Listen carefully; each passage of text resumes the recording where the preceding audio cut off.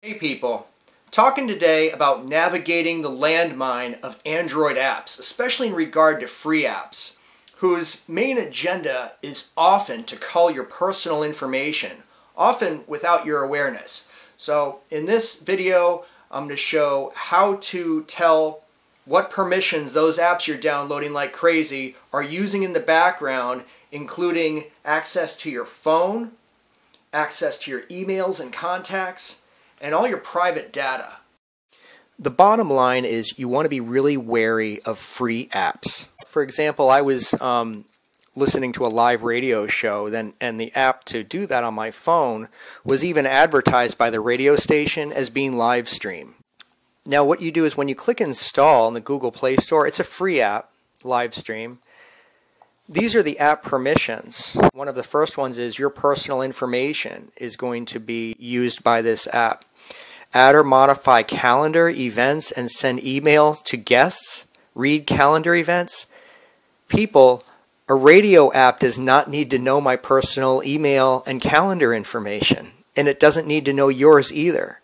So I deleted that app. I'm going to show you how to do that in a minute.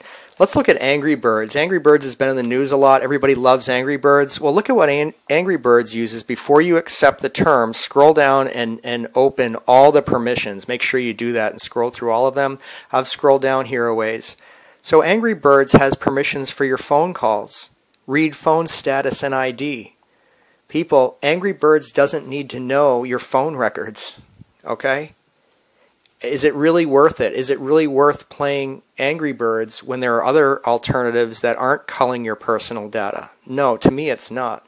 Now many of us have already downloaded apps, and how you access them is through your settings menu on your main screen. And here I'm showing that in the upper row there. And what you want to do is you want to go to settings and then applications and then manage applications. Then here's my downloaded applications. Now I'm just talking about the ones that are downloaded. You want to be very careful with the ones that are under the All tab because those have to do with system applications as well.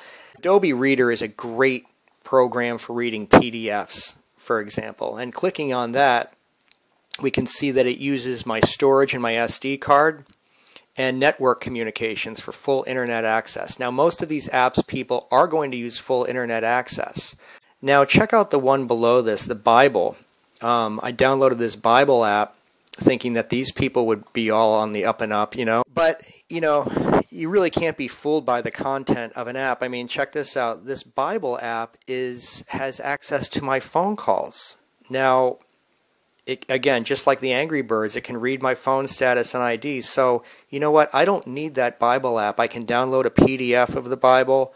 There are many out there, and I'll just keep it on my SD card. So, you know, the Bible app's getting uninstalled. I was talking about the TuneIn Radio app previously. Check out what TuneIn Radio is using here. This is crazy. My location, phone calls, people.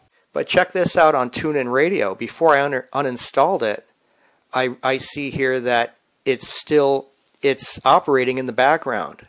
You see how force stop is lit on this one? And it wasn't in the Bible app. That means TuneIn Radio, people, has been on in the background. Probably the default is on startup ever since I got the app. That means all my phone records are probably have been culled by TuneIn Radio this whole time. Okay, there's nothing I can do about it now. It's after the fact. But, you know, people, get hip to this stuff. Now, you know, Minecraft, for example, only uses storage and network communication. I think my Minecraft Pocket Edition was a $7 purchase. Great, great game, people. Those of you who play Minecraft. But look at, I mean, it's an up-and-up company. They're using the SD card contents. You know, they have to store the games, of course. And the network access, you know, for updates. That's all it's using. Notice that. No access to my phone. No access to my emails. Okay? Why did Angry Birds have to have access to my phone and my personal data?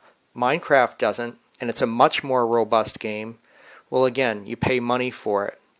You know, sometimes, people, it's worth to make the small investment to have that reliability, to have that trust with a company, rather than, you know, get a free lunch when meanwhile, you know, in the back door they're culling everything that you do.